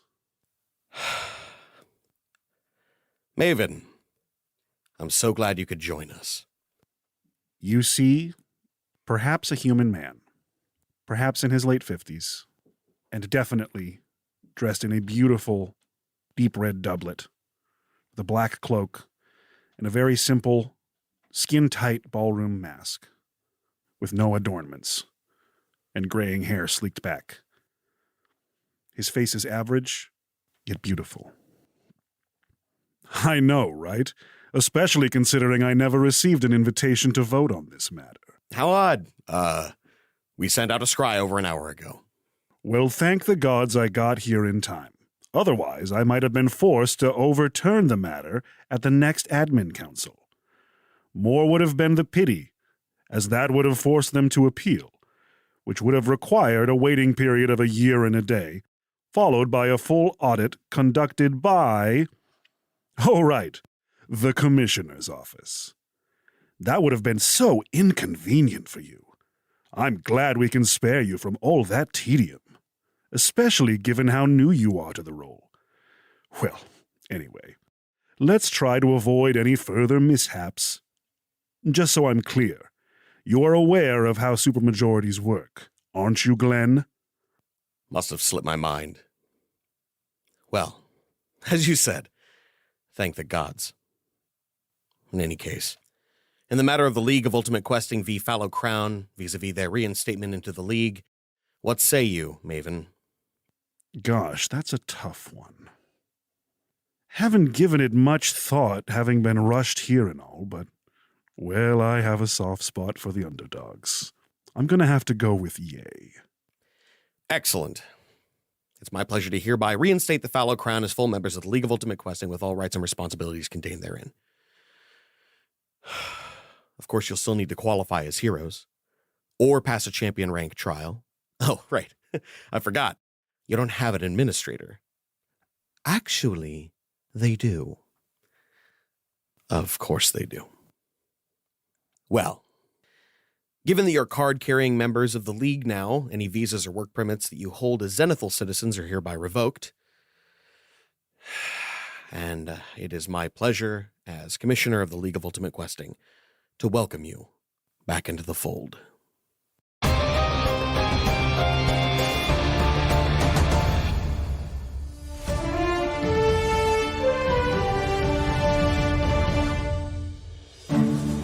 The Fallow Crown has officially been reinstated as hero-ranked members of the League of Ultimate Questing. Under Obsessive Vinculum, no less. There's no way Gaspar turned over easy. That's enough. What is it, champ? Stop with the egg thing. It was kind of funny in the first bit, but now it's just bad egg puns. Either explain this egg week or desist with these insufferable wisecracks. Cracks, like an egg. Sarge! I just eat a lot of eggs. This week, I eat more eggs. That's it. That's all. That's the whole quiche and caboodle. So I've just made a precious triple donkey of yourself on live scry over some egg cracks. Yes. I would like to apologize to the fans and to you, Sarge. My time here on EXPN has been very precious to me, and I feel as I've grown attached to my position as interim anchor. But as much as I wish to remain, I fear Oh, inevitable. hold that thought, Paige. It's hatching. Wait, what's hatching? You know, I'm not really sure, but I guess we're about to find out, huh? Go to commercial. With the fans. I don't care about the fans, just go to commercial. Oh, you just said you don't care about the fans on Live Scry?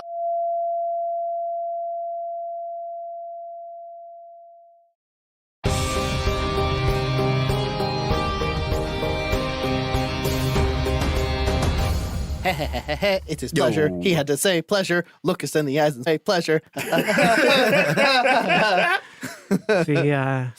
We're all back together Oh. again. The crown is renewed once more and made whole as it is renewed and made again whole. We're crowning, dude. I'm crowning.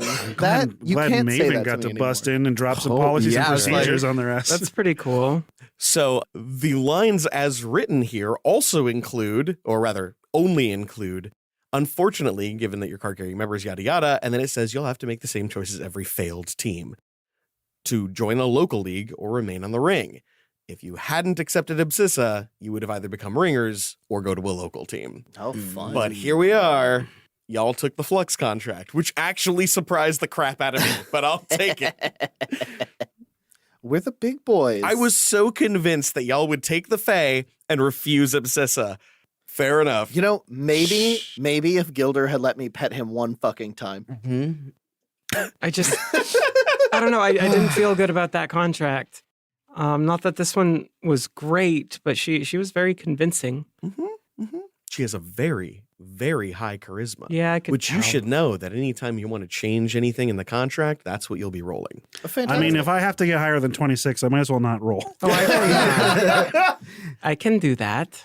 So, going around the table, let's introduce ourselves and give our favorite moments. I'm Angelo Kaluag. I play a ghost of Gaspar. And let's see. God. I want to say it was a switching to 3 years on the contract. That was such a Like- moment. I feel like I got obviously very manipulated and like seduced into saying yes to that thing. But I have no regrets. And that's just a nice little cherry on top, a little foreshadowing or just a taster of what's in store with the deal we've just made. So good. My name is Max Hobbs. I play Wusha the Undredged, and he'll have to figure out the rest of his name later. It's what I'm going for I so like far. Undredged. Thank you. I fucking love the concept of Beholder Walmart. I it happened. Beholder Walmart speaks to me. I instantly thought of the like people of Walmart, like photo galleries and shit, but make those like horrid abominations of spider legs and kissy lips. Or just all various nasty beholders doing nasty beholder shit. Yeah, I'm so down with like what would make a what's like a social faux pas for a beholder that gets caught on film and saved on some stupid fucking website somewhere. I want to see it. Sweatpants. Still, you're right. Yeah, it's still just sweat. No matter what life you're living, sweatpants are wrong. The Max Hobbs guarantee. I'm like a holder on a rascal. I am Dana Ebert. I play Penelope Isadora, the Divine Soul Sorcerer / College of Spirits Bard. My baby. And I did make a custom background called Scion's Daughter. Ooh, that's awesome. I gotta see that. I like that. My name. Do you want to give a favorite moment at all, or just? Oh shit! I liked all of it. Law's not going to talk about himself, so I'm. What I liked like a thing in each scene, but I really liked like Law's kind of solo dream play and just the unexpected direction that it took. Like we fucked that place up. Such an intrinsic law scene to do things that the DM thinks are really cool and successful and also fuck shit up a bunch. It's like, and overall fail, quote unquote. like as we just flew away from it, I'm like, how many of these places are we gonna fuck up? To be fair, didn't you roll a 16 on that bad boy? I guess. I don't remember. I want to say it was a 60 because you I had. don't fucking remember. No, that was the one I had with the book. That was the good right, one. right, There was the right, roll right. before that was pretty not so 13 great. natural one. Right. Oh yeah, that natural one was. My name is Law Johnson. I play Alvos Isadora, the baby daddy to Penelope, and the Scion of the Withering Acre. Favorite moments. I really like Noggin, the very large intellect devourer, who's just So big. because they're like kitty sized, and I like Yeah. the idea of like a giant like golden retriever sized one. Yeah, that was a good character. I mean, I always just love the cliques that like beholders keep, like all those nasty underdark boys. There's always like mind flayers and fucking they're just good. I expected to see like a Grell pop in at any second. Just be like, hey guys, what's happening? I have a beak. Honestly, I wanted him to have just this dumb entourage. Yeah. Like he's got this like vermin magus, this like inexplicably ancient fucking elf. The random one elder brain with one illithid, and that's it. And then the fucking when I originally wrote this, and by the way, I wrote this like the 3rd episode of the League of Ultimate Questing Battle Axes.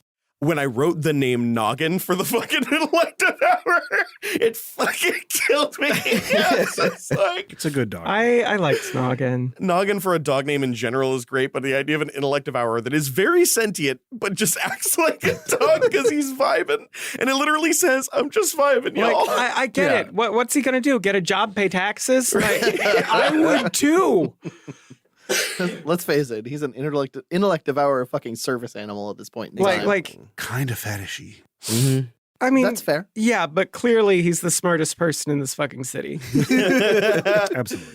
I'm most excited for the fact that what you did in that town has implications, and I like how little it was touched on. I like that we didn't stick around to find out all the details, that there wasn't a bunch of lore dump. There wasn't like, oh, let me explain everything. It's just like, some shit just happened. We gotta go. That's what it is. I'm glad we're never going back. Yeah. I'm Zachary Barkus. I'm the dungeon. I'm the whole dungeon, baby. Entrance, exit. I would say that generally my favorite moment here was actually the way Gaspar behaved around Absissa. I really liked it, that he wasn't like super hostile, but like cordial. Oh, I was so ready to be hostile. I was surprised too, and I liked it. But your description of the city is like, oh, this is like if everybody is properly doing something. At least we haven't found out the bad stuff yet. Sure. Zach would never put bad stuff hidden below the surface. Never. That's not who I am as a person. But there I go, surprising people again. God damn it. How dare you? Why can't I just do the right Be thing? the same person every day. Yeah. Yeah, my favorite like semi-improv moment from myself was actually the Goliath of the fucking handicap placard on his chest. It's just like, I'm here to hoist. Way to make me feel bad about not being a Goliath immediately. Oh, of course. When we were taking off from the city, I was about to say, don't forget to leave the Goliath behind. Thought about it. I really liked that when Gaspar took him over, he was into it. Yeah, he's like, whatever, man, I'll hoist. He's like, oh, like expert, like This is the true meaning. pro level hoist. He's a service hoister. Oh, he put that shit on his resume. I hoisted a spirit. Right. Like I was ready to be like, Gaspar. But I'm like, no, cool. I adored this chapter. This might be one of my favorites ever. And I keep saying that at each successive chapter, It was but a I tense just one. fucking love it. We had a lot of fun. It was a lot of goofs, but it at no point felt like there was no tension. I always felt like there was stakes, and I really enjoy when you as players help me feel like there's stakes. And I just cannot wait for the shit that's going to come down the pipeline. Yeah. Thank you, Sam Hediger, the editor, for editing this. I'm sorry that I literally had to clean up and prep the episodes for the last chapter during this recording because I just forgot. I'm so sorry about that. And thank you for all of your help. Thank you again, everybody who listens. But until next time, we wish you luck.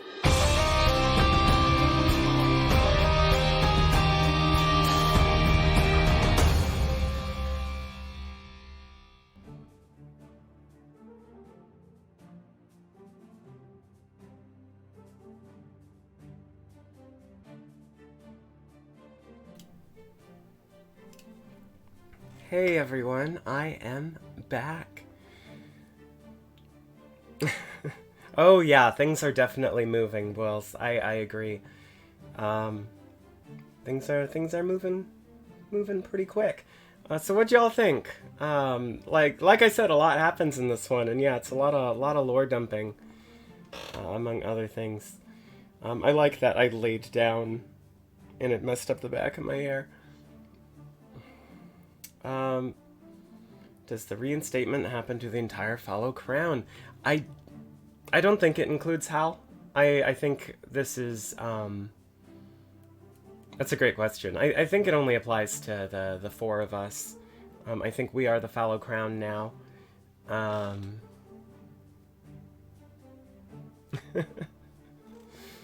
don't think it's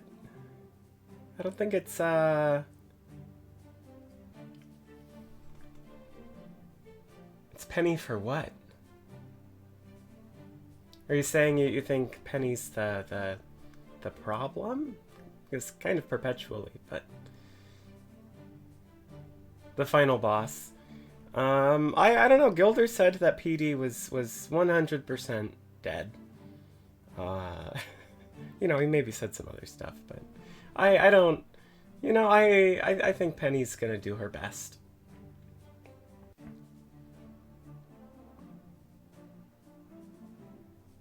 What's my favorite spoke? I actually do really like Kinuant. This one seems really cool too, though. Aquaterra. I think, is that the name of the spoke or the city?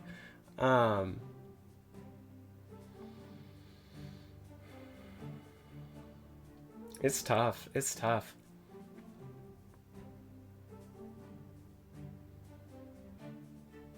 Like, I really like the you know, kind of Beholder Acutaria, thank you.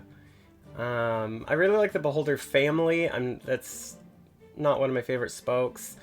Don't love the Devil spoke, Verata, but you know, power to him. I hope I never go back, but I enjoy all of Zach's writing, but you know, I think this one, Acutera, is the one where like I would hang out.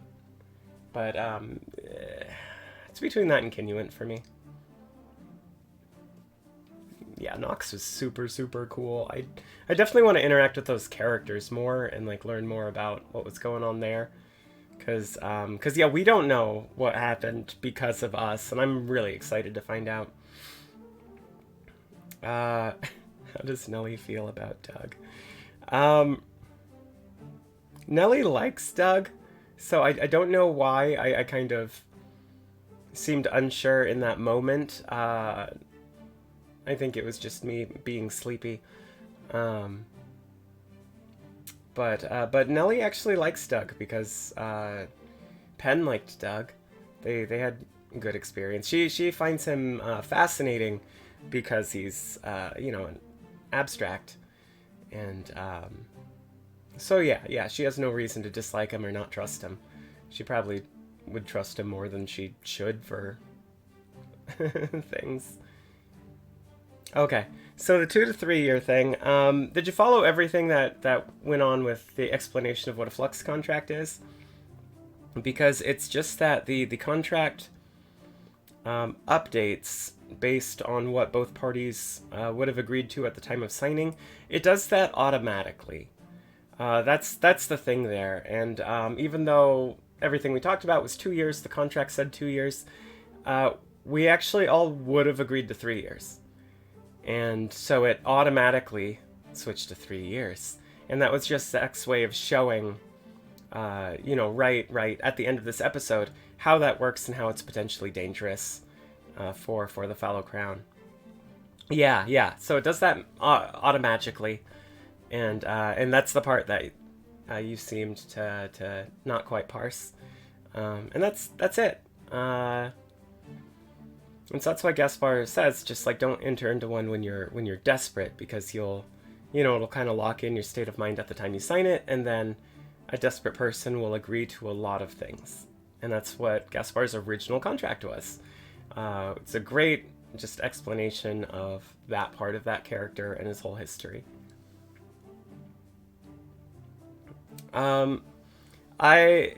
haven't talked about it specifically. I would assume that, I would assume that the provision where we can't allow the commissioner to poach us or anything is probably for the duration of the entire contract. It wouldn't make any sense to do anything other than that, in my mind.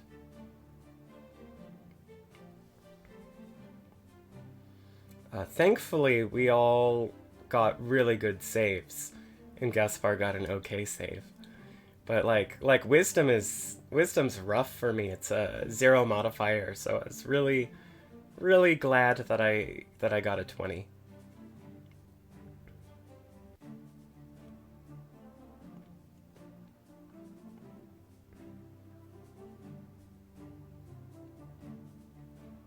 Yeah, it just if we had failed, that's that save is 4 amendments to the contract, and so if it was a lower number, it would just allow the other party to like move through more changes. It is automagical, but Zach needed a mechanical method for facilitating that, and so that's purely mechanical. So those are our essentially our DCs for negotiating that stuff, like our passive DCs. If that makes sense. That's at least my understanding. Zach, feel free to correct me, but that's my understanding of how it's going to work, and we just haven't dealt with it a lot yet. Thank you, Ace Bounty. Getting poached is another egg pun.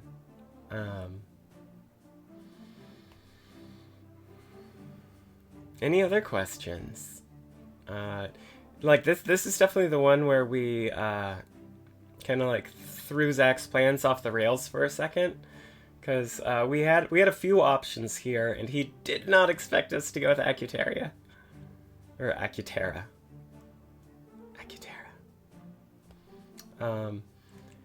Yeah, I'm just always happy when... Okay, it is Acutaria. Jesus. I do this in the game too. I'm like, what was it called again? I don't know what Egg Week was. I don't so I'm not involved in the writing of the meta, and I don't hear the meta until I listen to the episode. And so I don't know where Egg Week came from, but it seems like a very Zach thing to me. So, okay, does anyone on the team know who Maven is? They all know who he is, because you might recall from our first meeting with the commissioner, back when we were Gold Dragon, we learned that his goal is to remove Maven. So Maven, we haven't really interacted in any way, even distantly, but he's always been kind of a theoretical adversary for us. But other than that, our characters do not know him. If Hal were here, he probably would have known of him, just because of his role in the League, but nobody's met him. Night, Boils. It's good to see you. Thanks for coming out. But what I was saying before that was, yeah, I'm always happy to see Zach get to delve into some of the spokes and things, because he had so much of this stuff written before we started, and honestly, like, way too much info on all these places that we still haven't seen. Like the first time we saw Kinuant was amazing, but like all that stuff was already written. He knows every spoke, and I'm really glad that people have gotten to see, I think, almost all of them now.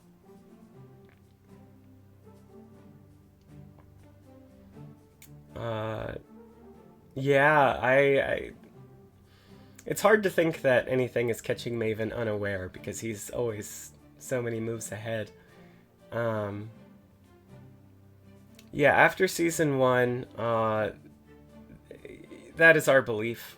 It has not been objectively confirmed or not, I don't think, but we believe that he's his own entity. But I mean, that question is precisely why Commissioner Shigure doesn't trust him, right? So that question, Savedman, is pretty central to season 2's storyline in its own way. Spoke pokes. It's very good. Theoretically. Yeah, thanks, Wolf. Yeah, like I said, still recovering. My voice might be a little weird, but c'est la vie.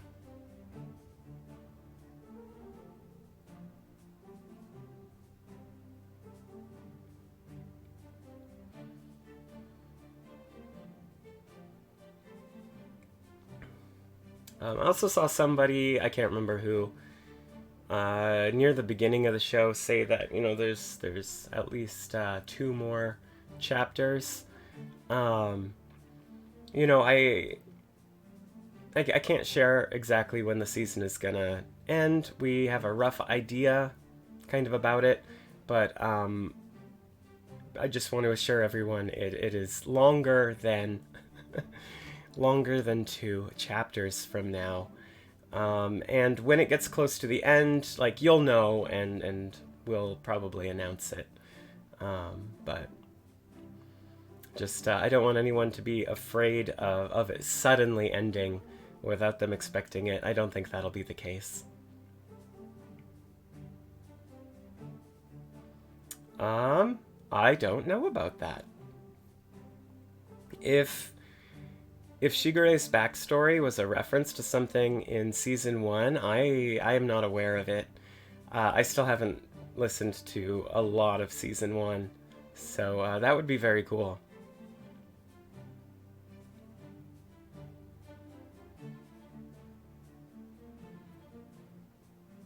Ah, okay, that's fair. That's fair. That makes sense, Wolf. That makes sense.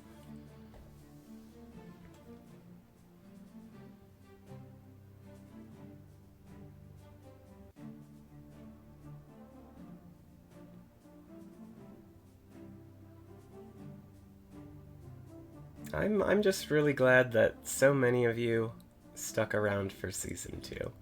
I know a lot of people stopped listening when it switched to season 2, and I'd like to think that that by now it's standing on its own, and it's kind of sad that they ducked out early. But just, if you stuck around, thank you. Thanks, Savedman. Reshpin, is Captain Mel going to be coming back in some capacity?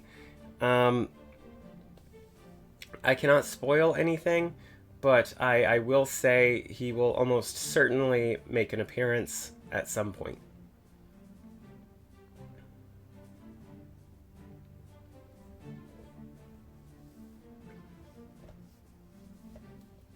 Right? It's different. It's different. And I stand with, Zach and Law. Their vision is that each season of the League of Ultimate Questing will, like, stand on its own and have its own flavor, its own style, without just, repeating the same thing. They're both very creative people, and mostly they don't want to repeat themselves. And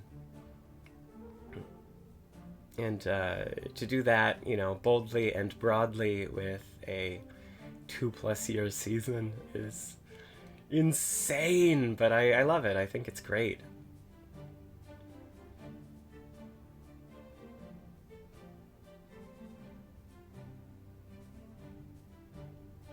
Well, that's awesome, Ace Founty. I love learning more about how people get into the show and, like, how they kind of move through it.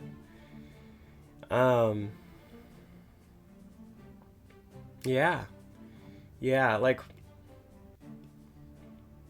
if it gets to a point where we're talking about season 3, I think you can rest assured it will be unlike either of the previous seasons. That's a fact.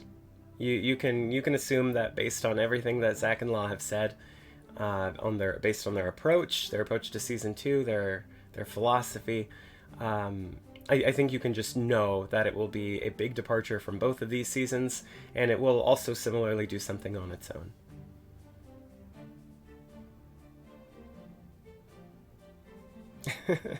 Well, thank you, Savedman. I'm glad people had so much fun with that. I was actually so sad that I didn't get to stream that one. And I haven't gone back and watched the stream. Y'all will have to tell me if it's worth it. I've already listened to it so many times. But I'm really glad y'all enjoyed it, because we were really looking forward to releasing that one. But you just never know until it's released. And because we just, after doing it for weeks, we're just like, that's the funniest episode we've ever recorded, at least to us. So I'm really, really glad for that.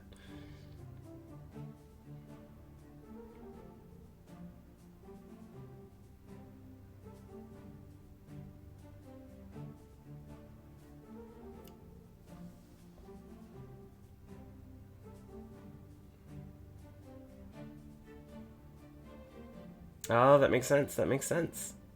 Good plans. Good plans.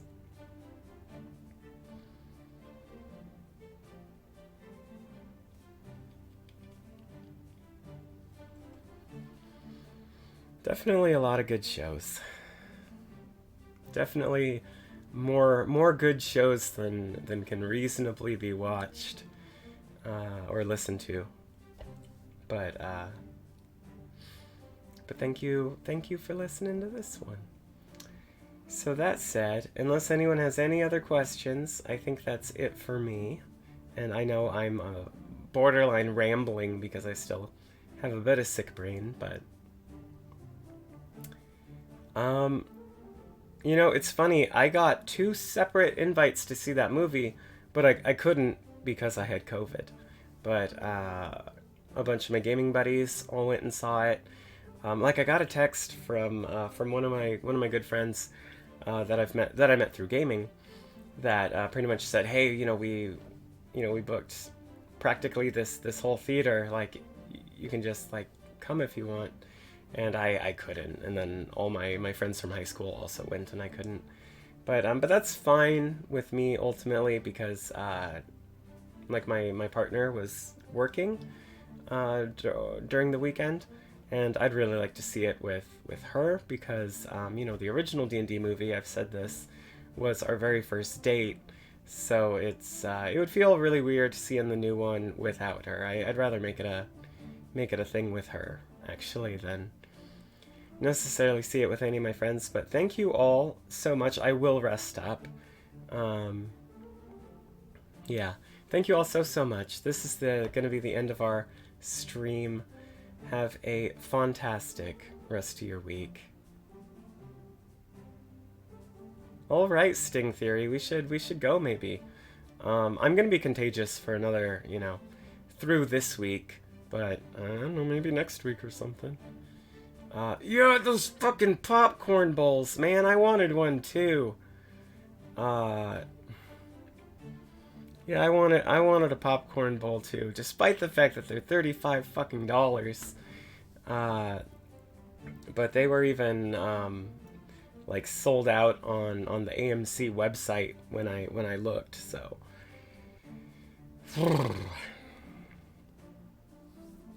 yeah. Anyway, I said the whole spiel except for the last line, so until next time, we wish you luck.